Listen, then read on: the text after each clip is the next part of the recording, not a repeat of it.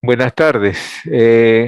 Continuando con la telecapacitación de los jueves científicos, hoy día, jueves 4 de noviembre de 2021, vamos a tener la ponencia de la doctora Mónica Medina Durán. Ella es médico cirujano egresada de la Universidad Católica de Santa María, especialista en pediatría por la Universidad San Martín de Porres y especialista en cardiología pediátrica por la Universidad Ricardo Palma. El tema que va a tratar la doctora Medina es de atresia pulmonar. También debemos mencionar que debe registrar su asistencia en el link que se encuentra en la ventana del chat para poder verificar su asistencia, pero a la vez también que sirve como un método de evaluación. Doctora Mónica Benía, bienvenida y buenas tardes. Adelante, por favor. Buenas tardes, doctor Mesa, muchas gracias por la presentación. Buenas tardes con todos. Como el doctor acaba de indicar, efectivamente el día de hoy vamos a conversar acerca del tema de atresia pulmonar.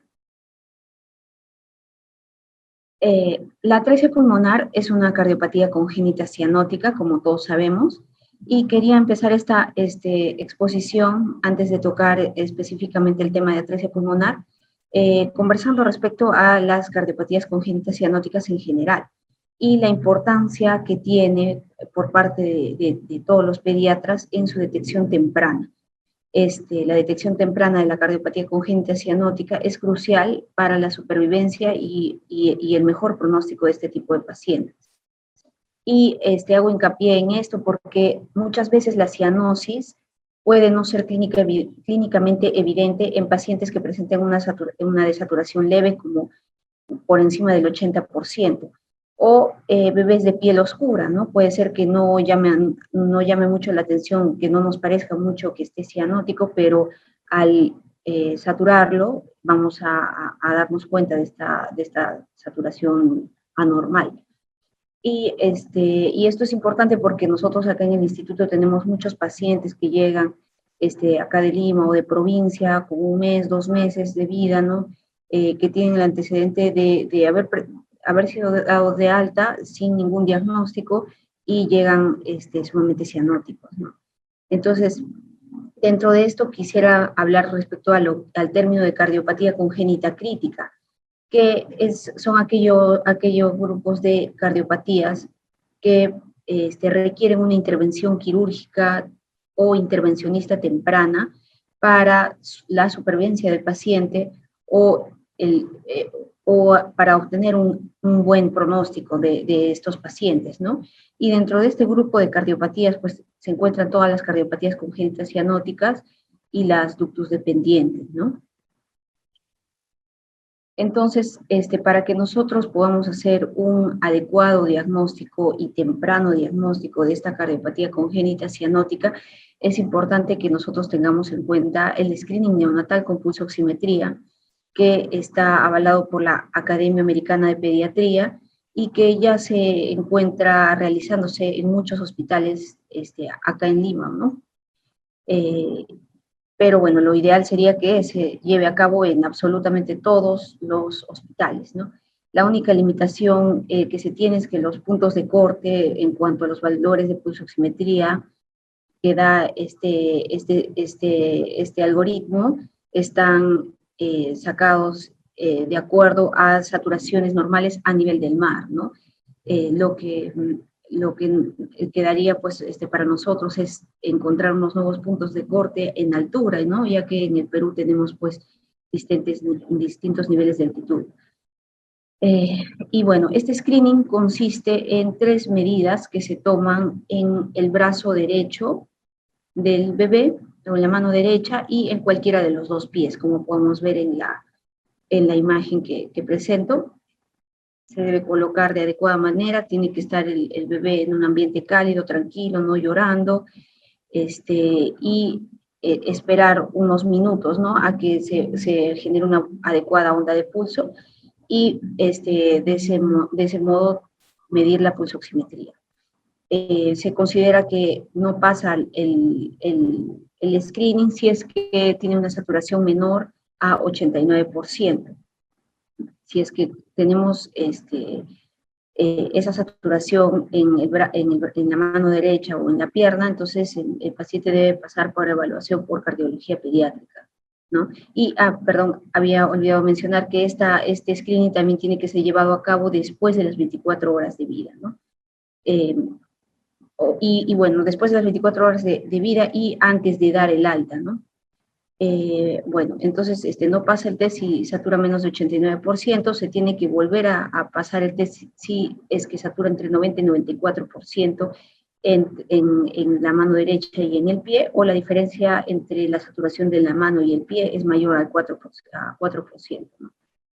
Y se tiene que repetir la pulsoximetría en 1 hora. Y consideramos que ha pasado el test si es que tiene una pulsoximetría mayor 95% en mano derecha y en el pie. En la segunda medida, de igual forma, si es que ha tenido esta pulsoximetría entre 90 y 94, se vuelve a tomar. Si vuelve a tener los mismos valores, podemos repetir hasta en una tercera ocasión, después de 1 hora. Bueno, si es que sale menos de 89, pues va a requerir evaluación cardiológica. Si es que la saturación es por encima de 95 y la diferencia menor al 3%, entonces consideramos que no hay riesgo de cardiopatía congénita, doctor Cepelini.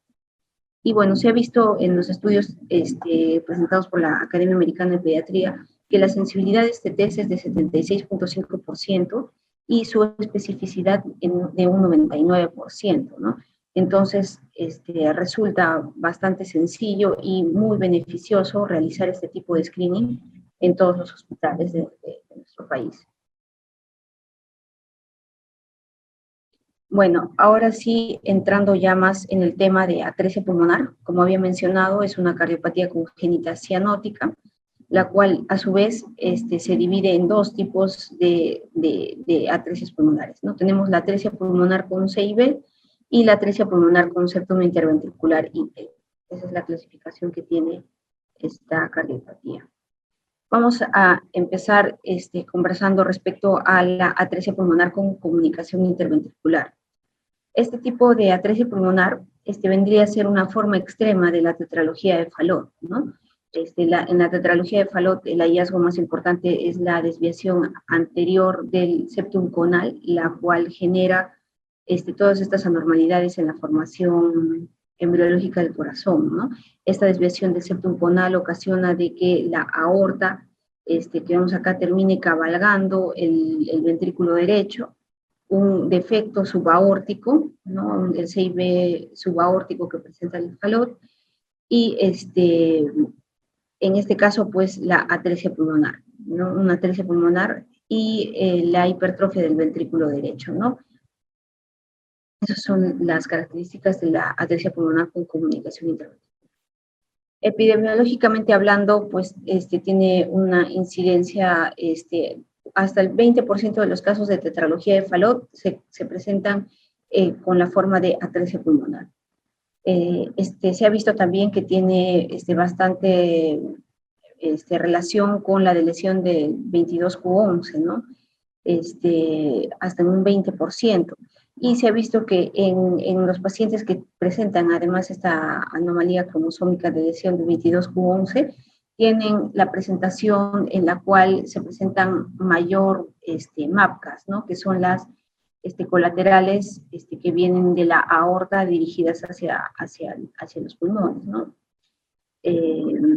Entonces, tienen mayor frecuencia de colaterales que no serían muy beneficiosas en cuanto al pronóstico del paciente. Tienden a tener una hipoplasia más severa de arterias pulmonares que de igual forma empobrece el pronóstico del paciente, tiene más alteraciones a la vasculatura pulmonar y tiene, pues, como había mencionado, un peor pronóstico, ¿no? Una menor supervivencia a los 5 años. Y justo está, pues, asociado también a un síndrome dismórfico, ¿no? A una fase característica de hipoplasia del timo, fisura palatina, hipocalcemia, ¿no? Y bueno, acá en esta imagen patológica podemos ver, como había mencionado, las colaterales, ¿no? Esta viene a ser la aorta y dado que las ramas pulmonares son muy hipoplásicas o a veces inclusive puede no tener una rama pulmonar nativa, es que salen todas estas colaterales para dar flujo hacia los pulmones, ¿no? Y pueden ser muchas, como vemos acá en la foto, ¿no? Y que inclusive en vez de ocasionarnos un hipoflujo pulmonar, nos ocasiona un hiperflujo pulmonar, ¿no? Entonces, acá justamente vemos los dos extremos que podemos encontrar en los casos de atresia pulmonar, porque en la embriología, cuando se está formando el sexto arco, en su forma proximal, tiene pues la formación de los orígenes de las ramas pulmonares. Si es que no hay unión entre estos dos, se ocasiona que no se generen ramas pulmonares confluentes, y que tal vez todo el flujo pulmonar esté dado por estas MAPCAs, ¿no? O colaterales aortopulmonares. Entonces no vamos a tener esto que tal vez como pediatras es lo que usualmente esperamos ver, ¿no? Que es el hipoflujo pulmonar. Una placa oscura, ¿no? En la cual vemos pues el hipoflujo, vemos una saturación baja, el paciente es cianótico. Podemos tener este caso, ¿no? De esta radiografía, y también se trata de una atresia pulmonar, ¿no? Pero vemos una radiografía con hiperflujo pulmonar porque se han generado muchas colaterales que están ocasionando este hiperflujo, ¿no? Porque recordemos que son colaterales que van a venir directamente de la aorta, con la presión de la aorta, y que van a ocasionar pues este hiperflujo y que van a terminar dañando el pulmón, ¿no? Entonces, en estos casos vamos a ver que son neonatos que van a saturar, pues, inclusive hasta más de 90, ¿no? Entonces, bueno, tenemos que evaluar ante qué tipo de atresia pulmonar inclusive estamos para también darle un adecuado manejo, ¿no? Y no pensar que también solo si vemos una placa negra estamos hablando de una atresia pulmonar, ¿no? También podemos tener una placa blanca, ¿no? Con hiperflujo en un caso de atresia pulmonar. Entonces, la clínica, como había mencionado, va a depender del flujo pulmonar, ya que en este caso nosotros vamos a tener un paciente cianótico, sin muchos signos de insuficiencia cardíaca, pero muy cianótico, ¿no? En cambio, en estos casos de hiperflujo pulmonar, vamos a tener más signos de insuficiencia cardíaca, distrés respiratorio, una saturación adecuada, pero mayor clínica de insuficiencia cardíaca, ¿no?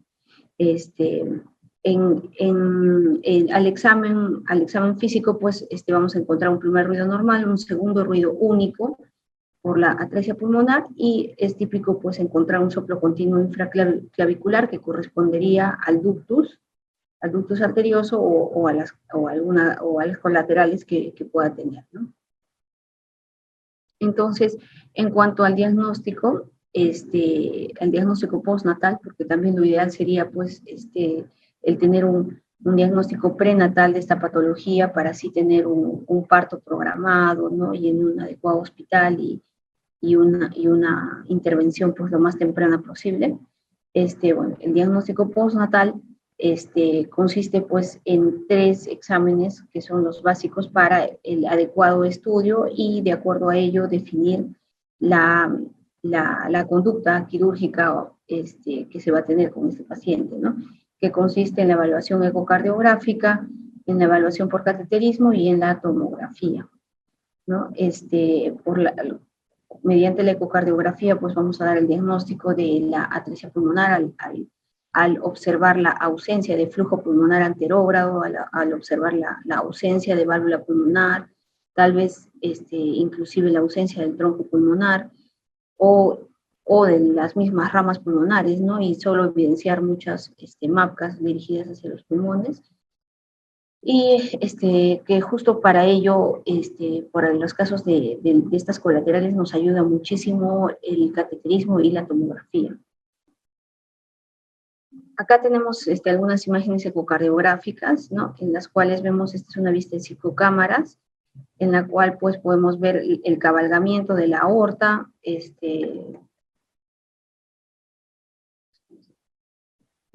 el cabalgamiento de la aorta, el CIB subaórtico y el ventrículo y un ventrículo derecho hipertrófico, ¿no? Inclusive dilatado. en esta vista parasternal, un eje parasternal largo, vemos de igual forma el cabalgamiento de la aorta, ¿no? La tomografía, como había mencionado, nos resulta muy útil en los casos en los que tengamos pues, que evaluar adecuadamente el tronco pulmonar, ramas pulmonares y colaterales, ¿no? Porque como había mencionado, es bastante frecuente que esta patología pues, pueda presentarse con ramas pulmonares hipoplásicas y o en ausencia de ramas pulmonares inclusive. Entonces, la única forma de poder evaluar exactamente el número y la distribución de las colaterales es por tomografía, ya que esto no va a ser adecuadamente evaluado solo por ecocardiografía, ¿no? Entonces, en la tomografía vamos a ver el origen, el tamaño, la distribución de estas colaterales, porque muchas veces pues hay mayores colaterales hacia el pulmón derecho, o de repente solo hay una rama pulmonar derecha y solo colaterales para el lado izquierdo. Y también podemos evidenciar las anomalías coronarias que también pueden estar presentes en este tipo de patología y están presentes en 2 a 10% de los casos. El cateterismo de igual forma nos ayuda a definir las características de las ramas pulmonares, el tronco y las colaterales. Nos da mayor precisión de las MAPCAS porque algunas veces son tantas y tan pequeñas que no pueden ser adecuadamente evaluadas en la tomografía. Y bueno, algunas veces también pues requiere alguna intervención del paciente por cateterismo, ¿no? Por ejemplo, cuando hay estenosis en el origen de alguna de las ramas, por intervencionismo se puede hacer dilatación de ellas, ¿no? Y bueno, acá vemos justo que como con el contraste, mientras se hace el cateterismo, se busca pintar las ramas pulmonares y pintar también pues las colaterales. En este caso vemos aquí como no tiene tronco pulmonar, las ramas pulmonares dependen del ductus arterioso, que es y viene el ductus, ¿no? Y del ductus arterioso es que nacen las ramas pulmonares. El electrocardiograma, que no me ha salido aquí bien de imagen, pero bueno, es básicamente para demostrar, ¿no? El predominio de fuerzas derechas que vamos a tener, ¿no? Dado a la hipertrofia del ventrículo derecho, vamos a tener un predominio de fuerzas derechas, casi como vemos en el falot, ¿no? Y que nos debe ser sugestivo, pues, de cardiopatía congénita, ¿no? Cuando vemos ese tipo de electrocardiograma, nos debe hacer sospechar en falot o en atricia pulmonar. El manejo, como había mencionado, pues va a depender de ante qué tipo de paciente estamos, ¿no? Si estamos con un paciente con hipoflujo pulmonar, y tenemos pues la sospecha de la atricia pulmonar, definitivamente va a requerir pues la infusión de prostaglandina para mantener permeable el ductus, ya que es la única fuente que alimenta el flujo pulmonar, ¿no? Y bueno, su aporte oxigenatorio, ¿no? Y obviamente pues la referencia a un centro de mayor complejidad donde se pueda realizar cirugía cardiovascular. Y en los casos de hiperflujo pulmonar, bueno, hay que manejar este hiperflujo, ¿no? Administrando bajos FiO2, de repente si el paciente está en ventilación mecánica, dando PEPs altos, va a requerir diuréticos, ¿no? Un mayor manejo de insuficiencia cardíaca. En cuanto al manejo del paciente, bueno, como había dicho, pues es muy importante el manejo médico de primera instancia, ¿no? Que básicamente va a consistir pues en prostaglandina, ¿no? Porque esta es una cardiopatía ductus dependiente, que se hace pues más necesaria pues en estos casos en los que vemos un evidente hipoflujo pulmonar, ya que definitivamente aquí pues no hay muchas colaterales, solo el ductus, y el ductus pues tiende a cerrarse, ¿no? Con el pasar de los días. Entonces es imprescindible la prostaglandina. En cambio, en estos casos, pues las colaterales no suelen tener la misma, igual que el ductus, ¿no? O sea, no están hechos del mismo tejido que tiende a la constricción a cerrarse, sino las colaterales sí pueden permanecer de por vida, ¿no? Entonces, bueno, en estos casos no es tan imprescindible la prostaglandina, pero de igual forma, si es que no tenemos pues un completo diagnóstico, en todos los casos de atresia pulmonar tenemos que utilizar prostaglandina. En cuanto al manejo quirúrgico, pues va a depender completamente de la anatomía de las ramas pulmonares, ¿no? La anatomía que se tenga del tronco pulmonar y ramas pulmonares, porque si nosotros tenemos una atresia pulmonar con CIB que tiene un adecuado diámetro de ramas pulmonares, este paciente puede ir a una corrección total, como vemos aquí en la primera imagen, que consiste pues en el cierre del defecto del septum interventricular y la colocación de un conducto BDAP, ¿no? Para reemplazar justo esta zona trésica, esta zona hipoplásica del tronco pulmonar, y se conecta directamente a las ramas pulmonares, ¿no? Y bueno, también se cierra el ductus arterioso porque ya no lo va a necesitar, ¿no? Entonces, bueno, este sería una atresia pulmonar que, de acuerdo a la evaluación anatómica, puede ir a una corrección biventricular, que sería lo ideal, ¿no? Este tipo de pacientes son los que tienen un mejor pronóstico. En los casos en los que se tenga ramas pulmonares hipoplásicas, o una mala anatomía de las ramas pulmonares, muchas veces pues se opta por una fístula sistémico-pulmonar, ¿no? O fístula Blake-Loctausen, o inclusive se puede optar por la colocación de un stent en el ductus, pero definitivamente pues este neonato va a requerir una intervención quirúrgica pronto, ¿no? Lo más temprano posible. Y bueno, también hay la posibilidad de la hemicorrección, que es solamente la colocación del conducto BDAP como para favorecer el crecimiento de las ramas pulmonares, que también pues sería lo ideal, ¿no? Y ya en un segundo tiempo se cierra el defecto interventricular, se reemplaza este conducto por otro, ¿no? De mayor diámetro, el va a crecer, ¿no? Y bueno, esta opción también sería mejor que la fístula Blake-Loctausen, pero va a depender mucho de la anatomía de las ramas pulmonares. Entonces, bueno, acá en este cuadro también se busca resumir la conducta quirúrgica que se sigue en los casos de atresia pulmonar, ¿no? Si es que tiene una anatomía pulmonar favorable, pues va a una reparación quirúrgica de un solo tiempo. Si tiene ramas pulmonares hipoplásticas, va a un shunt central o a un Blake-Loctausen. Y bueno, si es que se puede, pues la colocación de un tubo BDAP, ¿no? En lugar de un Blake-Loctausen. O también podría ir a la colocación de un stent en el ductus por cateterismo intervencionista, ¿no? Y bueno, de igual forma, en los casos de ramas pulmonares no confluentes, como vemos en este caso, vemos que acá hay una colateral grande que va hacia el lado derecho, y vemos otras colaterales, ¿no? Varias colaterales que se dirigen al lado derecho, al lado izquierdo.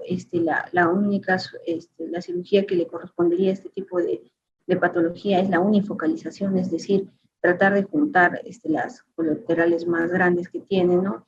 Y convertirlas en ramas pulmonares, ¿no? Y esa sería la cirugía, pero mucho va a depender del tipo de colaterales, ¿no? De la anatomía de las colaterales que tenga este paciente, para ver si puede optar si puede ser tributario de este tipo de cirugía, ¿no? De unifocalización.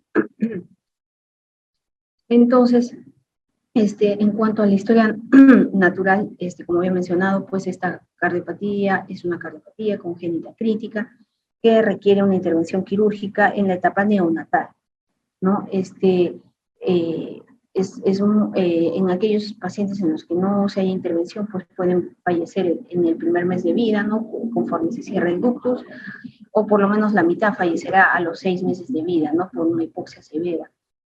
Y solo el 10% pues se ha visto que puedan sobrevivir a más de un año. Esto va a depender pues de las colaterales que pueda tener el paciente. Un segundo grupo, ¿no? Que justamente son los que tienen presencia de colaterales aortopulmonares importantes, pueden sobrevivir hasta los 3 años de vida, ¿no? Y el tercer grupo que presente un gran número de colaterales, pues, y que ya tiene un diagnóstico tardío, puede sobrevivir hasta la edad adulta inclusive, pero definitivamente van a desarrollar una hipertensión pulmonar severa, no se va a poder realizar ninguna cirugía, y tienen un mal pronóstico y una mala calidad de vida también, ¿no? Bueno, y ahora vamos a hablar del otro tipo de atresia pulmonar, que es la atresia pulmonar con septum interventricular íntegro, es decir, que no tiene C y B, ¿no? Esta cardiopatía congénita no con septum interventricular íntegro es también una de las más frecuentes, junto con la transposición de grandes vasos y la atresia pulmonar con C y B, ¿no? Tiene una presentación de casi de 0.6 en 10.000 nacidos vivos, y la anatomía que va a presentar en este tipo de cardiopatía, pues es que vamos a tener un BD pequeño, ¿no? Un BD pequeño que, bueno, bastante va a depender del diámetro también y de las características de la válvula tricúspide, pero en general, pues un BD pequeño. Vamos a evidenciar una válvula pulmonar imperforada, o a veces es todo el tracto de salida del ventrículo derecho que se encuentra hipoplásico. Y vamos a ver pues que quien confiere flujo a estas ramas pulmonares es el ductus, ¿no? El ductus arterioso.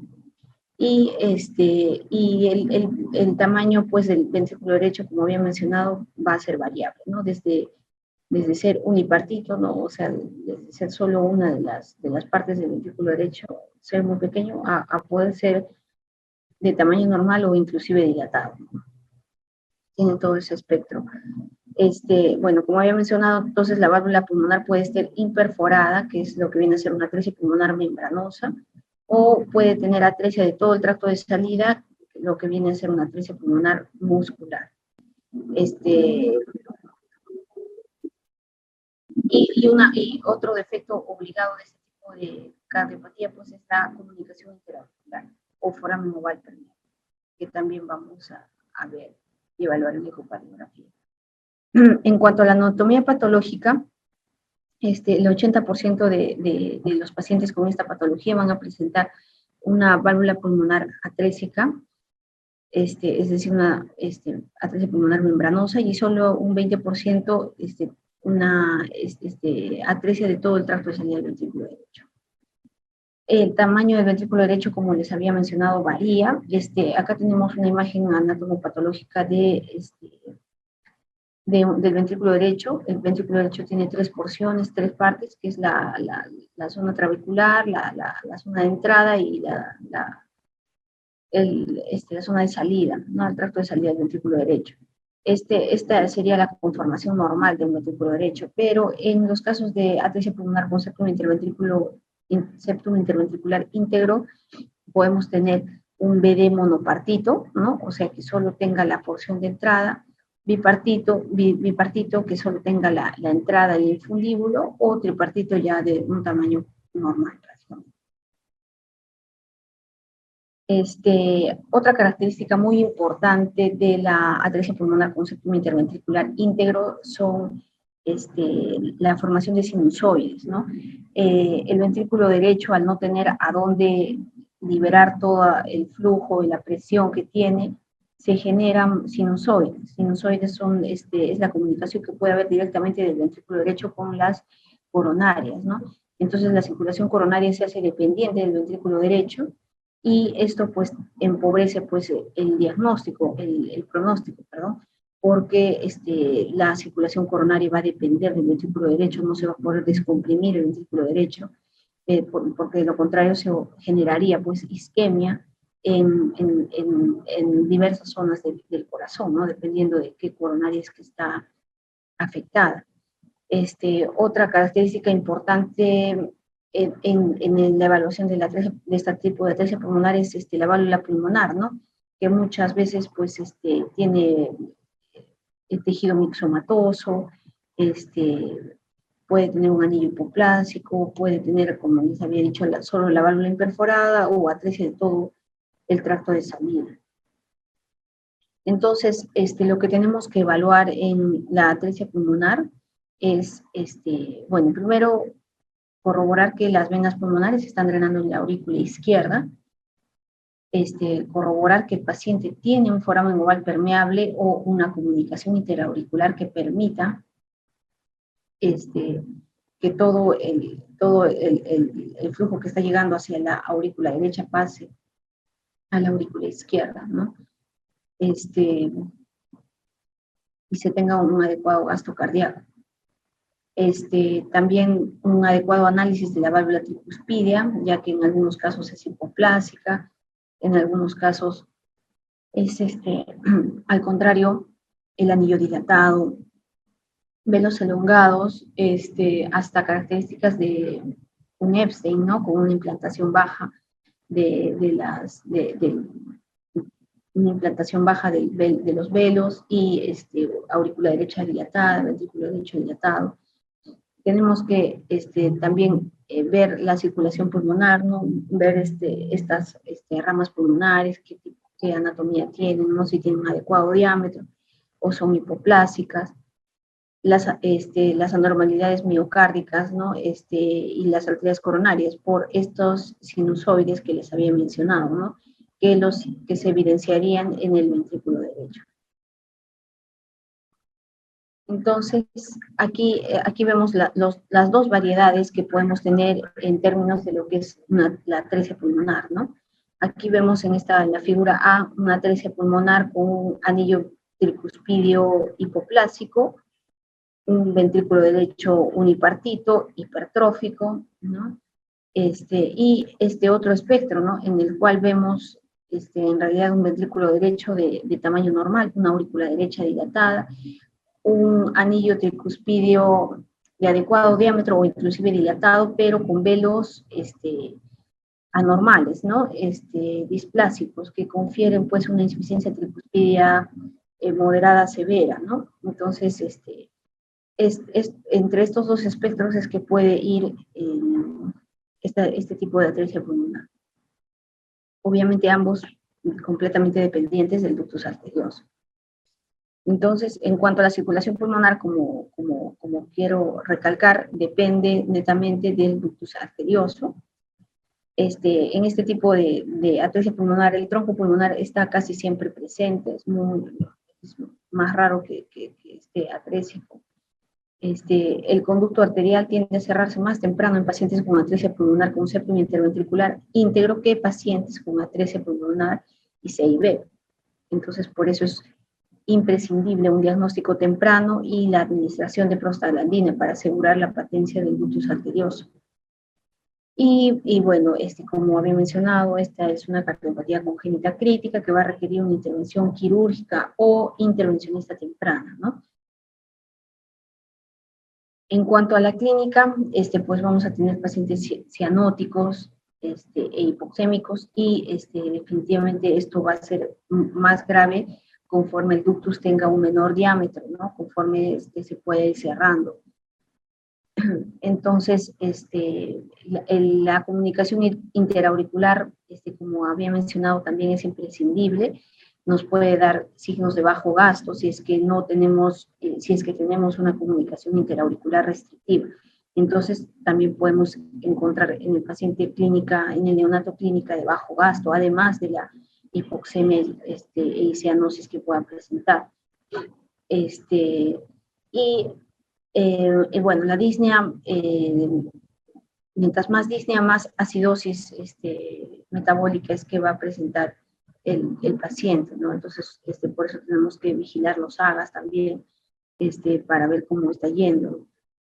Al examen, lo que vamos a escuchar, igual que el otro tipo de atresia pulmonar, es un segundo ruido único, un soplo pansistólico, También podemos encontrar el soplo continuo en el borde external izquierdo, borde infraclavicular. Y bueno, signos de hepatomegalia, por ejemplo, cuando está asociado a displasia de la válvula tricúspide con insuficiencia tricúspide severa, o si es que tenemos una comunicación interauricular o foramen oval restrictivo. En cuanto a la radiografía, la cardiomegalia va a depender de la anatomía de la válvula tricúspide, básicamente. Como les había mencionado en el esquema anterior, vamos a tener en esta placa, por ejemplo, aquí vemos una dilatación marcada de la aurícula derecha, probablemente pues tenga una insuficiencia tricúspide importante por una displasia de la válvula tricúspide, ¿no? En cambio, si tuviera una válvula tricúspide hipoplásica, más bien encontraríamos una silueta cardíaca más pequeña, ¿no? Como vemos en esta imagen, ¿no? Acá sí hay una silueta cardíaca más pequeña, vemos pues el hipoflujo pulmonar marcado, que eso sí vamos a ver en todas las placas, pero la cardiomegalia sí podría ser variable, ¿no? Acá tenemos el otro extremo, ¿no? Esta radiografía también es de un paciente con atresia pulmonar con septum interventricular íntegro, pero con una válvula tricúspide displásica con insuficiencia tricúspide severa, ¿no? Con dilatación importante de cavidades derechas. Aquí de la misma forma, ¿no? Vemos más bien predominio de las cavidades izquierdas. Y aquí de igual forma, ¿no? Esta cardiomegalia está básicamente determinada por la aurícula derecha y por el ventrículo derecho, ¿no? El electrocardiograma también pues va a depender de lo que les había mencionado, ¿no? Al igual que las radiografías. Si tenemos un BD hipoplásico, pues vamos a observar en el electrocardiograma dominancia del ventrículo izquierdo. Y lo que sí podríamos observar en la derivada 2, por ejemplo, en la que podemos evaluar mejor las aurículas, es una onda P puntiaguda, ¿no? Que nos hablaría de un agrandamiento de la aurícula derecha. Aquí de igual forma vemos una onda P puntiaguda, dominancia derecha, ¿no? Eso en cuanto al electrocardiograma. En la ecocardiografía, vamos a ver pues lo mismo, ¿no? Aquí podemos ver en este eje largo, por ejemplo, un ventrículo derecho pequeño, hipertrófico, pareciera unipartito o bipartito a lo mucho. También tenemos que, mediante la ecocardiografía, evaluar la válvula tricúspide, ya que a veces hay esta implantación baja, similar como un Epstein-like, ¿no? Como si tuviera una anomalía de Epstein, ¿no? Entonces eso también es importante determinar por la ecocardiografía, ¿no? Además es muy importante, bueno, primero, como había dicho, las características del BD, ¿no? Que sea un BD unipartito, bipartito, tripartito, las características de la tricúspide, la competencia también de la válvula mitral, ¿no? Esto nos va a dar un buen pronóstico también, para que pueda ir por el camino univentricular. El que tenga comunicación interauricular es muy importante, y también pues el definir la anatomía de las ramas pulmonares. El cateterismo, ¿para qué lo usamos nosotros en este tipo de cardiopatía? Es, bueno, sobre todo y principalmente para la evaluación de sinusoides, ¿no?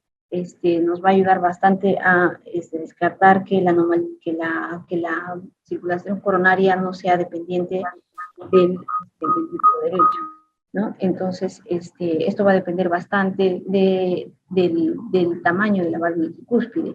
Mientras más pequeña sea la válvula tricúspide, mayor posibilidades de que tenga sinusoides. Entonces, básicamente para estudiar esta anatomía coronaria, que nos va a servir el cateterismo en este tipo de cardiopatías, ¿no?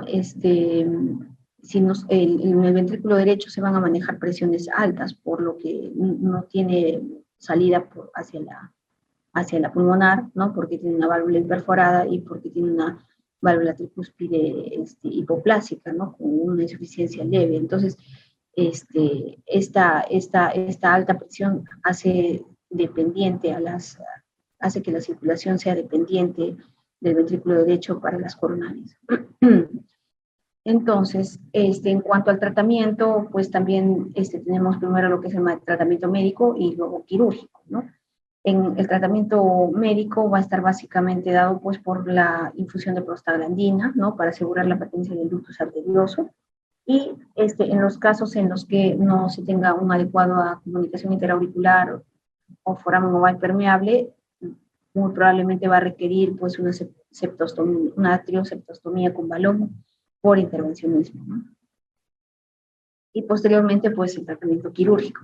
Entonces, básicamente el manejo médico, la prostaglandina, igual que el caso anterior de la atresia pulmonar con un CIB, el cateterismo cardíaco y angiocardiografía, que nos puede servir para colocar un stent en el ductus o para realizar una tracheotomía con balón. Esto de repente como dándole opción a que el paciente crezcan las ramas y ya pueda ser tributario de una cirugía cardíaca. El manejo quirúrgico pues va a depender básicamente de las características del ventrículo derecho y de las ramas pulmonares. Acá tenemos, por ejemplo, si es que tenemos un adecuado ventrículo derecho, no, que sea al menos bipartito, se puede colocar un conducto BDAP y una fístula de Leydig-Taussig, y a los 6 meses pues verificar si ha aumentado, si se continúa teniendo un adecuado ventrículo derecho, unas buenas ramas pulmonares. Si es así, puede ir a una reparación biventricular, ¿no? De lo contrario, a lo mucho iría a un ventrículo y medio, es decir, a reconstrucción del tracto de salida del BD con un Glenn. Y en los casos en los que tengamos un BD hipoplásico o un BD monopartito, entonces la primera cirugía que va a requerir en etapa neonatal pues va a ser una fístula Leydig-Taussig, o tal vez también colocación de un stent en el ductus arterioso, ¿no? Para asegurar el flujo pulmonar. Y posteriormente, pues estos pacientes van a ir por la vía univentricular, primero un Glenn y luego un Fontan. Entonces, bueno, acá básicamente para mostrar la determinación aquí de la supervivencia, en este estudio fue de 77% al mes de vida, 70% a los 6 meses, 60% a los 5 años, 58% a los 15 años, ¿no? Mientras más temprana sea la intervención, mientras tengamos un diagnóstico temprano y a tiempo, podemos asegurar la supervivencia y el mejor pronóstico de estos pacientes, ¿no? Y bueno, acá solo para mencionar también, no lo había comentado respecto al tratamiento quirúrgico, en aquellos que tengan una válvula tricúspide tipo Epstein, ellos irían lo que es una cirugía de Starnes, que sería a la clausura de la válvula tricúspide, ¿no? Y su posterior camino hacia la cirugía univentricular con un Glenn y luego un Fontan. Y bueno, eso sería todo. Muchas gracias por su atención.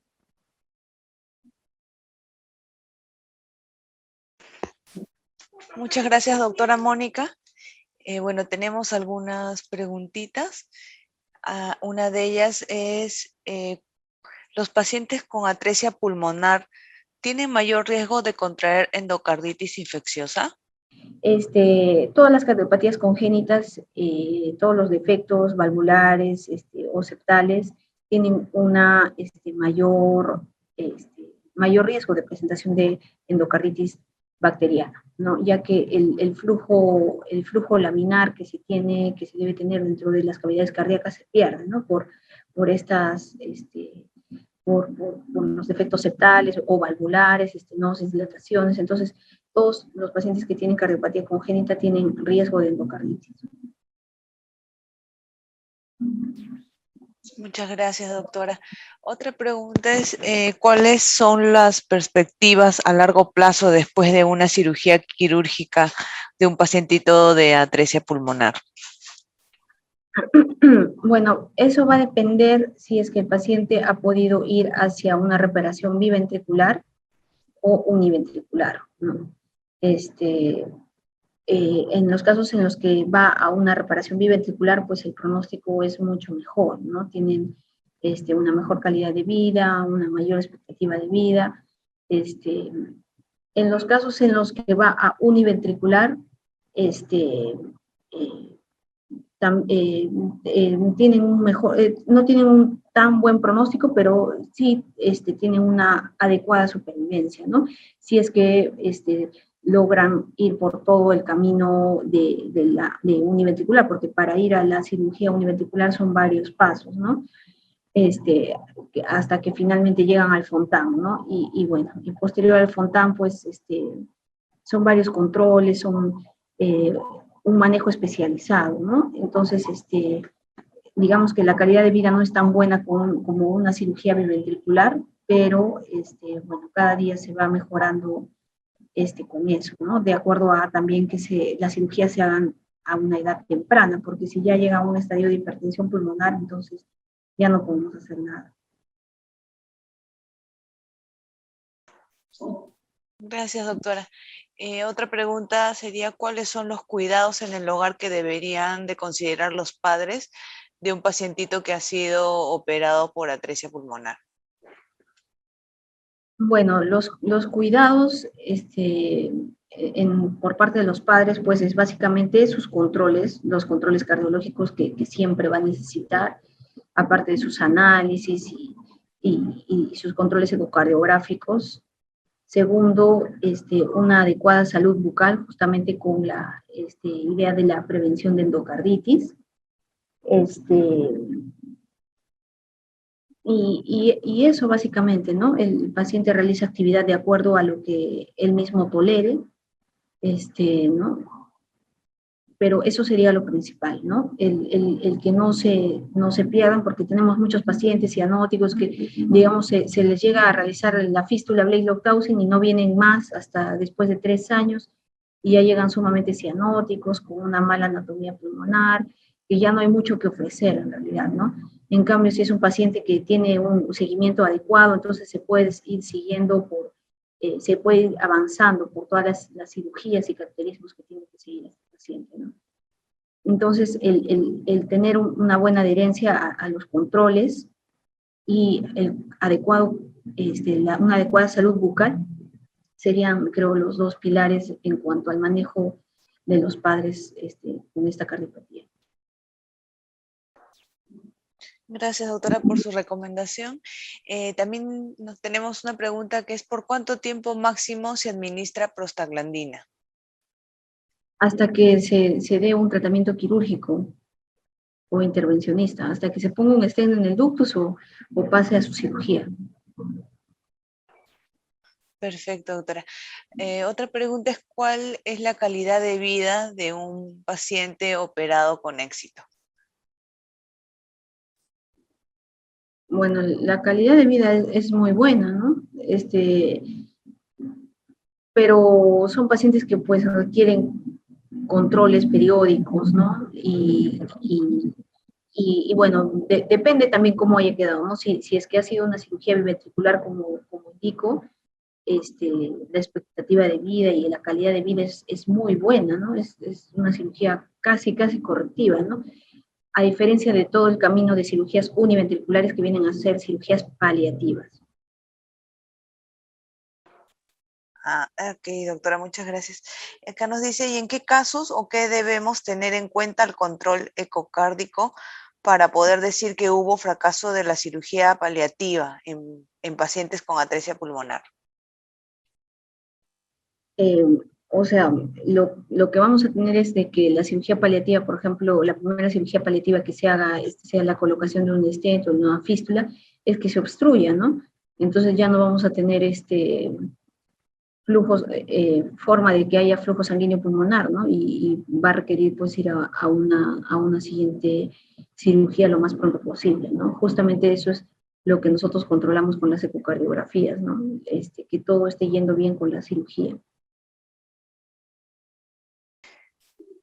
Perfecto, doctora. Y la última pregunta es, de acuerdo a su experiencia, ¿usted ha visto estudios en el país sobre tamizaje de las cardiopatías críticas por oximetría de pulso?